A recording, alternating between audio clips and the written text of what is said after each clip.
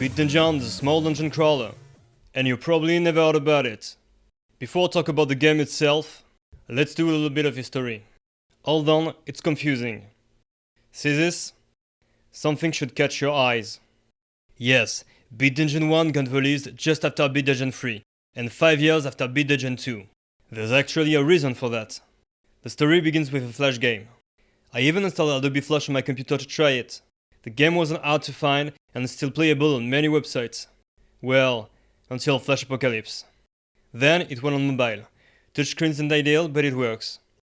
All three games can be played on either iOS or Android. They released a sequel, Beat Dungeon 2, on Steam and phones.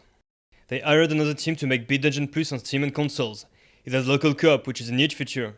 But another feature it has on PC is being barely playable. People weren't happy and got removed from the store. Then Beat Dungeon 3 gets released, and finally, Beat Dungeon 1. So we get an almost bug-free game, blessed by the free DLC of the phone version, adding a new level, new monsters, and a new set of loot.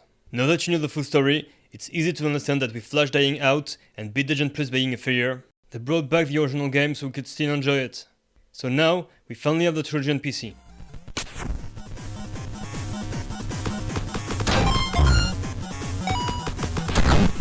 The story is, let's say, minimal.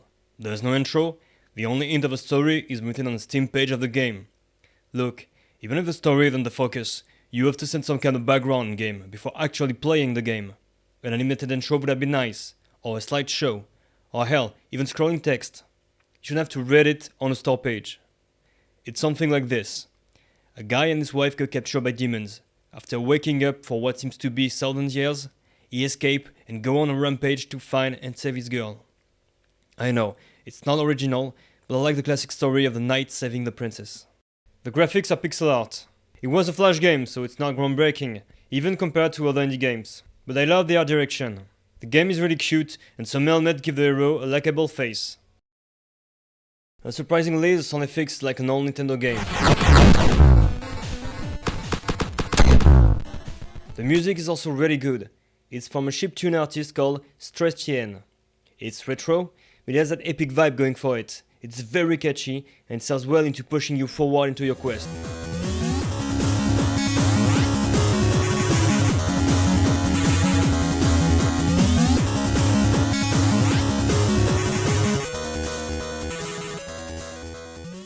So now let's talk about gameplay.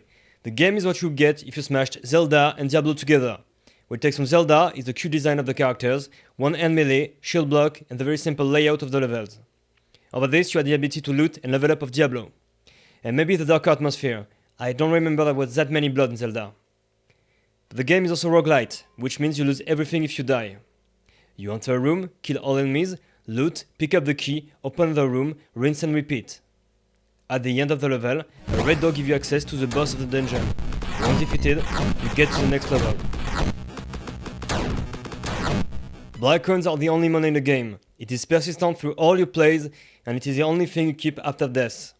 You can then buy equipment, and it makes restarting all over again less of a hassle. Some enemies have their own combat schemes, like teleporting or spawning smaller mobs. It really helps having more variation in the game. Sometimes you are going to meet a mini-boss, which is a spawner variant of the common monsters. In Beat Dungeon, there is no health or mana potion to buy. Instead, you go back in the cleared room to farm ghosts and big purple rats feeding off the monster you defeated. It's a nice feature because it removes the need to buy potion and you can just spam them in combat. The problem is that if you're starting to die under the heavy attack of a boss, you can do nothing and just lose hours of progress. Also, they don't always drop potions, so it can get pretty grindy to restore your full health. I think they should have done like Metroid, where the enemies also drop health and energy. There's no ranged, because ranged is for cowards. The hero auto-attack everything he touches, which I'm not really a fan of, but you get used to it. One thing you need to know though, your attack speed depends on how fast you click. If you want to survive, you need to bash at poor mouse like a maniac. The game should have embraced the gameplay of Zelda, moving with the keyboard or the gamepad, so you could block while moving, strapped left and right. It would slow down the game, sure, but it would make the gameplay really dynamic and far more enjoyable. Or maybe a mix of both, moving with the keyboard and attacking with the mouse. There's a magic charge attack that releases after you block for a while. It's not really effective, and I was better off fast-clicking monsters and charging a spell that barely kills most of them. The power depends on what element you picked up after a boss fight. You can commit spells to get superior ones, but be aware that trying to come in chaos makes you lose it. No! God, please, no! No! Like any Hackandslash, there are different sets of armor and weapons. You get a stat bonus if you collect all the parts of the same set.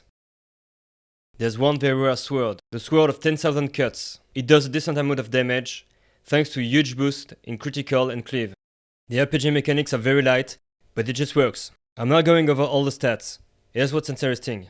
Lifesteal, steal health on it, which means fast clicking on monsters makes you god on earth. I am not kidding you. Max this if you want to break the game. Defend is also really good.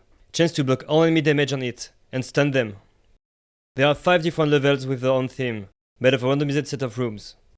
You go through all those levels until the last boss. Then you start all over again in a different order. It took me less than 2 hours to finish the game completely, but you can basically play the game on a loop forever. You can also finish the game. If you don't want to get spoiled, skip here.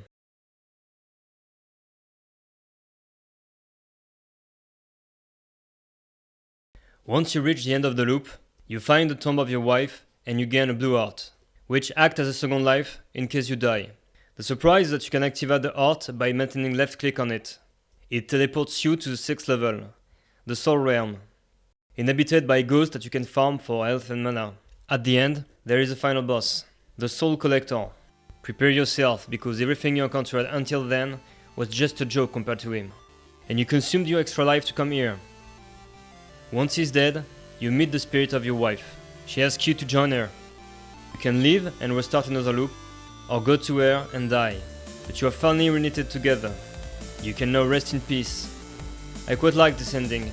It was a sad but satisfying conclusion. Talking about conclusion, Big Dungeon is a modest but nice game. It has all the package of a successful indie game. Cute pixel art, a catchy retro soundtrack, and a simple but effective gameplay. I wish it had cloud and gamepad support, and the local co-op of the Plus version. But the real issues are the lack of content and variety of gameplay. The game gets quickly repetitive. That would have been less pronounced if the game was not just about going up in numbers. Anyway, at the price of 79 cents, you aren't getting robbed. I recommend to try it. It is a nice introduction to the series. There's a great franchise to be made out of Big Dungeon. The second installment is already superior, even if not without faults. The developer have to keep in mind what makes Big Dungeon great and expand with a lot more content and quality of life improvement.